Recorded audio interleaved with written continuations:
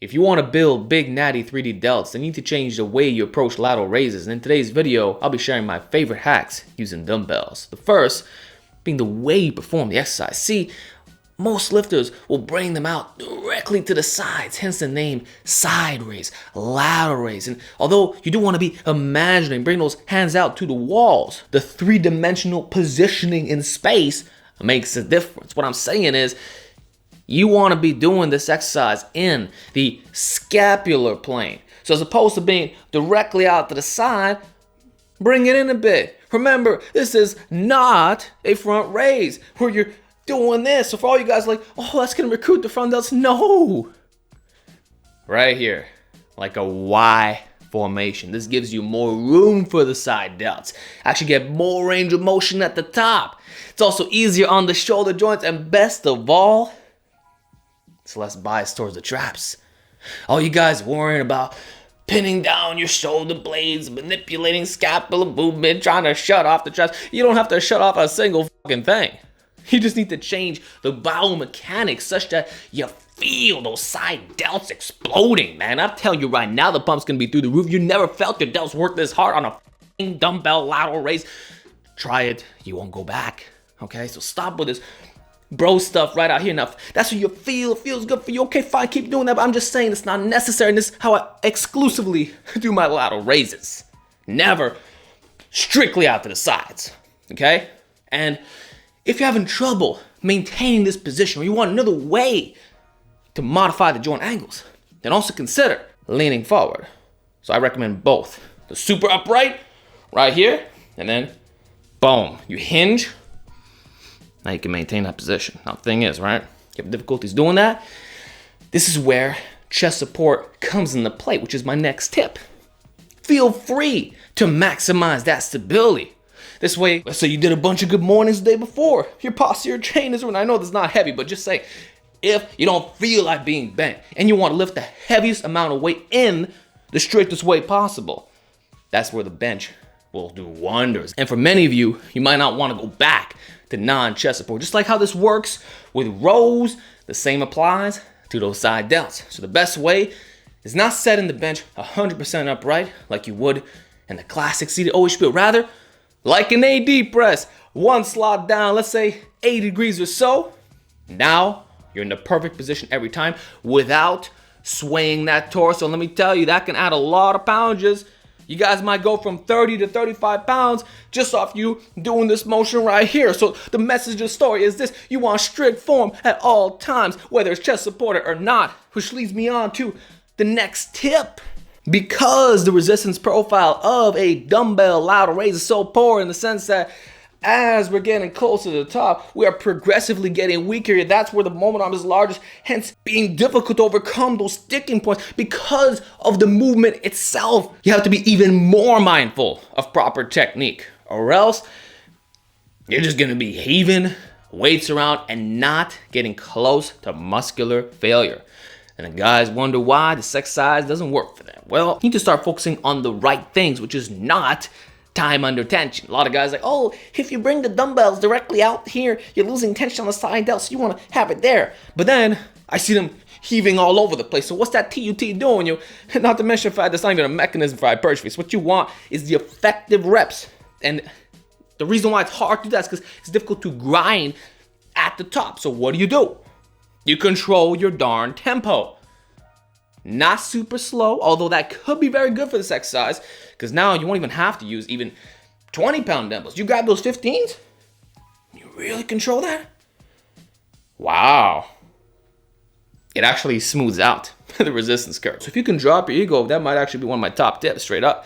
Like, I'll do 35s, but with the slow technique, half. And if you push it hard enough, you're good to go. So that's one method.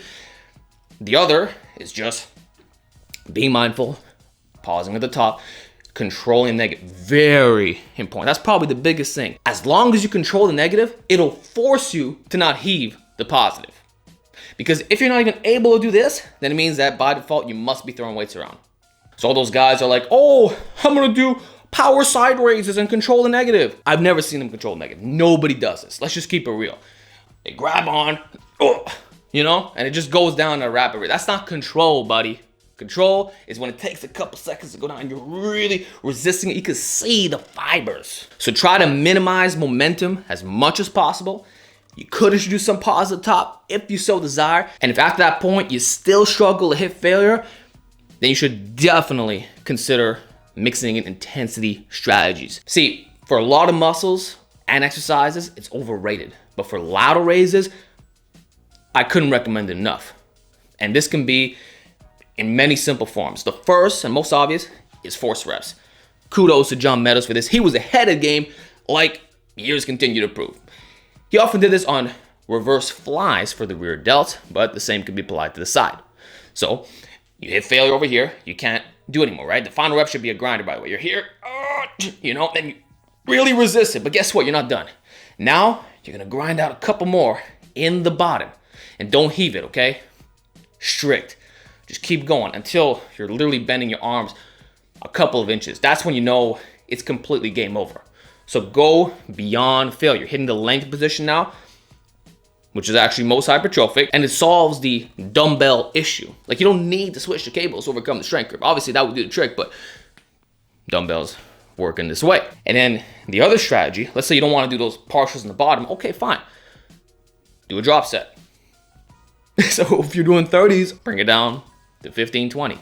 Get a couple more effective reps in, because now you've already hit failure. So anything you do after that point is just milking out that little zone where your muscles still had some force production remaining, because you got to understand sometimes the difference between a sticking point and momentary muscular failure of the side delts. So that's why drop sets, whether it's just a reduction in load or even using bands, could be beneficial. So micro minis, it doesn't even matter what the weight is. As long as you get to that point where you know for a fact the side delts hit failure, you're good to go. All right, so my current approach is opposite to what I used to preach, which is do cheat reps to smooth out the resistance profile. Nowadays, it's like, okay, just make your form so strict and then find ways of going beyond failure. This way, it reduces your injury risk. Technique is repeatable. You're dropping ego. You're getting more out of less weight. This is the way to do it. All right, those are my best basic form tips. Now I want to share a final gem, which is an absolute game changer.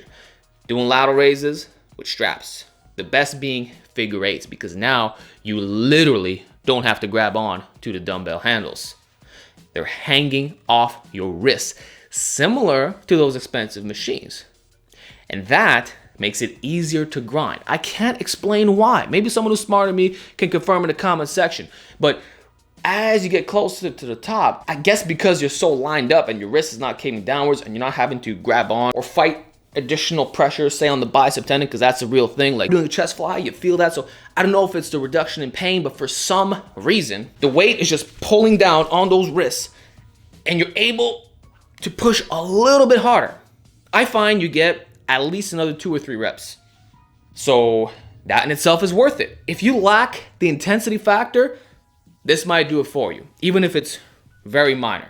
Psychologically, it feels more than that. So if after doing a brutal upper body workout, you're finishing with lateral raises, your biceps, forearms, just general fatigue is elevated, definitely use the straps. Those sets will appear way fresher, especially if you're going beyond failure. And that's about it for my muscle connection being optimally lined up, reducing pain, and increasing the intensity factor. This is how you can get way more out of dumbbell lateral raises. Hope you enjoyed this video. Let me know what are your top tips, and I'll see you in the next video.